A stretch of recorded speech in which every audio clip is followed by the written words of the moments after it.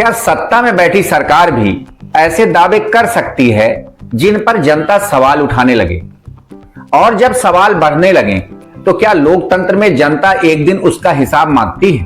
राष्ट्र कवि रामाधारी सिंह दिनकर ने बरसों पहले एक ऐसी चेतावनी दी थी जो आज भी उतनी ही प्रासंगिक लगती है। जब नाश मनुज पर छाता है, पहले विवेक मर जाता है। दोस्तों, जब सत्ता सवालों के घेरे में हो तब जवाब देना लोकतंत्र की सबसे बड़ी जिम्मेदारी होती है। लेकिन अगर सवाल बढ़ते जाएं और जवाब कम होते जाएं तो जनता के मन में संदेह पैदा होना स्वाभाविक है। नमस्कार दोस्तों, मैं अनिल द्विवेदी और आप देख रहे हैं गणित न्यूज। आज हम बात करेंगे उन मुद्दों की जिन पर देश की जनता जवाब चाहती है। धर्मस्थल को विवादित करने का काम, हर धर्मस्थल को गढ़ मंदिर का विवाद खड़ा कराया, हनुमानगढ़ी में नमाज पढ़वाने का काम किया। कभी नमाज नहीं पढ़ी, कभी नमाज नहीं वहां पर पढ़ी गई थी, ये गलत है। लेकिन नमाज हनुमानगढ़ी पर नमाज पढ़ी गई, ये बात गलत है। उनको मालूम होना चाहिए कि इस हनुमानगढ़ी का निर्माण एक मुसलमान ने ही कराया था। आज भी पत्थर लगा हुआ है, उसने कराया था। हनुमानगढ़ी की सीढ़ी में कब नमाज हुई? सिद्ध करके दिखाओ, नहीं तो गति छोड़ो झूठ बोलने के लिए। देश के सामने अयोध्या जी जैसे पवित्र क्षेत्र में आकर के तुम झूठ बोलते हो। तुमने बोला है, तुमने अयोध्या की धरती पे खड़े होकर के हमारे हनुमान जी की सीढ़ियों के बारे में झूठ बोला है। हनुमान जी तुमको कभी माफ नहीं करेंगे। जरा सोचिए, अगर झूठे आरोप और झूठी कहानियां विपक्ष नहीं बल्कि खुद सत्ता पक्ष की ओर से सुनने को मिलने लगे तो आपको कैसा लगेगा? आज तक विपक्ष पर आरोप लगते रहे कि वह विकास के खिलाफ झूठे आरोप लगाता है, लेकिन जब सत्ता में बैठी सरकार ही ऐसी बात करने लगे जिन पर जनता सवाल उठाने लगे तो समझ लीजिए कि कहीं ना कहीं जनता का भरोसा डगमगाने लगा है। और जब जनता का भरोसा टूटता है तो सत्ता परिवर्तन की आहट भी सुनाई देने लगती है। योगी जी का हनुमानगढ़ी नमाज वाला मुद्दा आज भी चर्चा में है। विपक्ष लगातार कह रहा है कि इस मामले में जनता को गुमराह किया गया। अगर सरकार के पास ठोस तथ्य हैं तो उन्हें पूरी स्पष्टता के साथ जनता के सामने रखना चाहिए। लोकतंत्र में सवालों से भागना नहीं, उनका जवाब देना सरकार की जिम्मेदारी होती है। अब तो चर्चा यह भी हो रही है कि 2027 चुनाव के पहले उत्तर प्रदेश में नए मुख्यमंत्री का ऐलान भी हो सकता है। बिहार में भरत तिवारी की मौत का मामला भी कम गंभीर नहीं है। पुलिस का अपना पक्ष है, जबकि परिवार और कई लोग पुलिस की कार्रवाई पर सवाल उठा रहे हैं।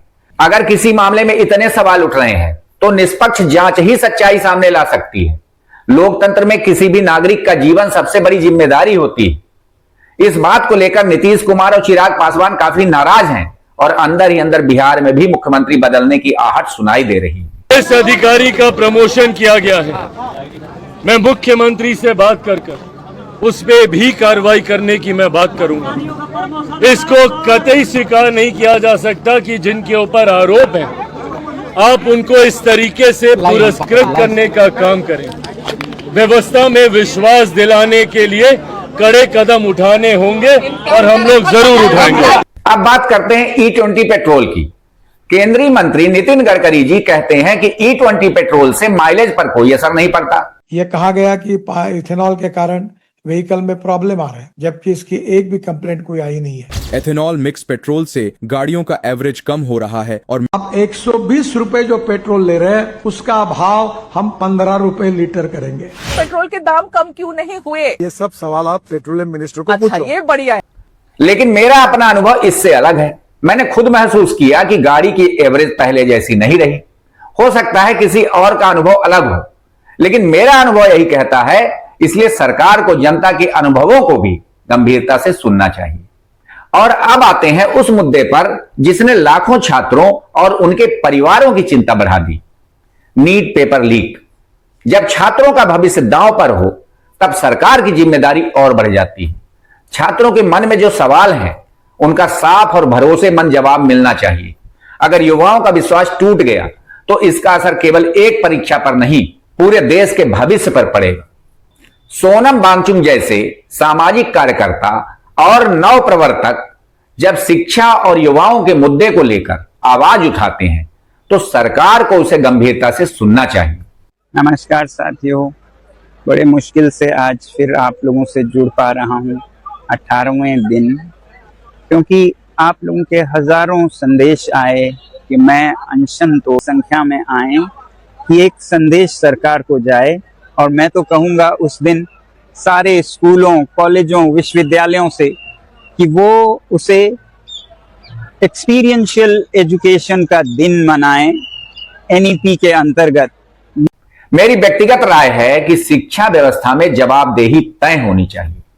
अगर कहीं बड़ी चूक हुई है तो उसकी जिम्मेदारी भी तय होनी चाहिए। खैर, सत्ता भी आपकी, सरकार भी आपकी, लेकिन लोकतंत्र में आखिरी फैसला जनता का होता है। जनता सब देखती है, सब सुनती है और समय आने पर अपना फैसला भी सुनाती है। मेरे हिसाब से 2027 और 2029 के चुनाव केवल सरकार बनाने के चुनाव नहीं होंगे, बल्कि जनता यह भी तय करेगी कि शिक्षा, युवाओं का भविष्य, जवाबदेही और सरकार के कामकाज पर उसकी क्या राय है। लोकतंत्र की सबसे बड़ी ताकत यही है कि अंतिम फैसला जनता के हाथ में होता है। तो मेरी इन बातों से आप कितने सहमत हैं और कितने असहमत हैं, अपनी राय कमेंट बॉक्स में जरूर लिखिए। अगर वीडियो पसंद आया हो तो चैनल को सब्सक्राइब कीजिए, वीडियो को लाइक और शेयर कीजिए, ताकि ऐसे ही बेबाक और मुद्दों पर आधारित वीडियो लगातार आप तक पहुंचते रहें। लोकतंत्र में सवाल पूछना गुनाह नहीं है। गुनाह तब है जब सवालों से बचा जाए।